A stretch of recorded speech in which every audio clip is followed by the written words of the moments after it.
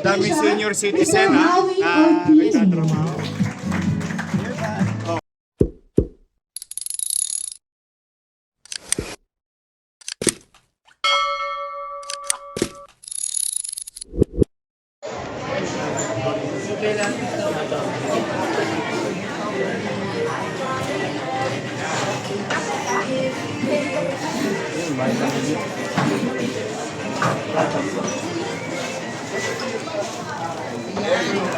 It's here na. It's there na. Ay, hindi ko suot yung jacket ko.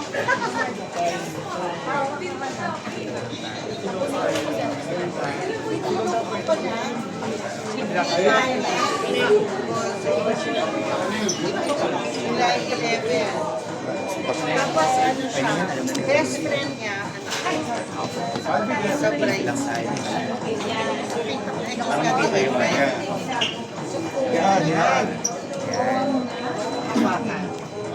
Dali lang.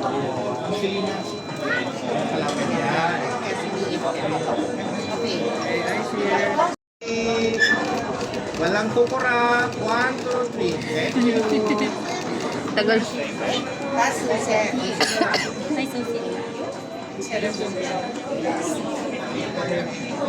Nice here, everyone. Here. Okay, number 1. God first. Okay. Thank you. Thank you. RHC. Thank you, Tony.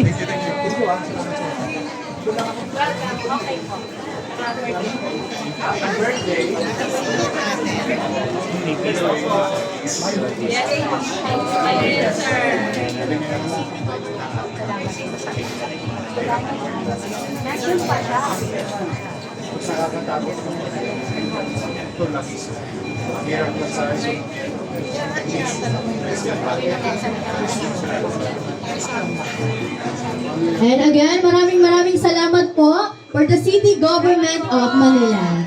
Honorable Isko Moreno M. Tumagoso, City Mayor, Honorable Chi Atienza, Vice Mayor, Mr. J.R. De La Puente, our City Government Head, MDSW, and Attorney Eduardo Quistos, our City Administrator, and Mr. Levi Facundo, our Chief of Bureau of Permits. Ayan, maraming salamat po.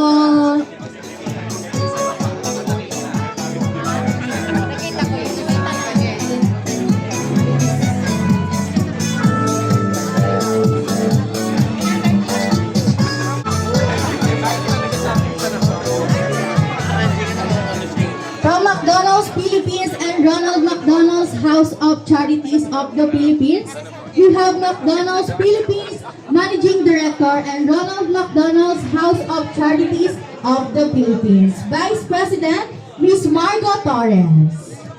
McDonald's Philippines Vice President of Human Capital Group, Mr. Ruben Marasigan. And McDonald's Philippines Director for Corporate Daming senior Communication, citizen Mr. na Howie Ortiz. nagtatrabaho. Joining Ronald McDonald's House of Charities of the Philippines, Executive Director, Ms. Maricor Angeles.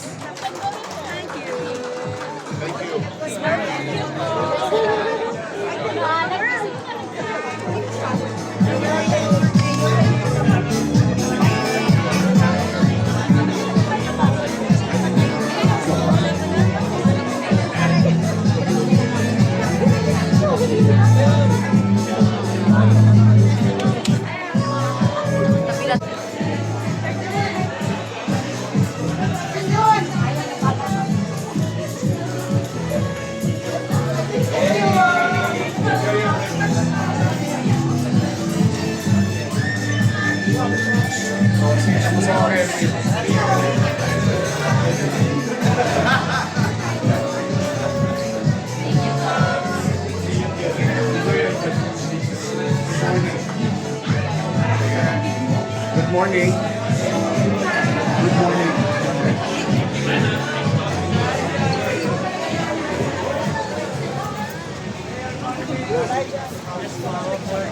Morning.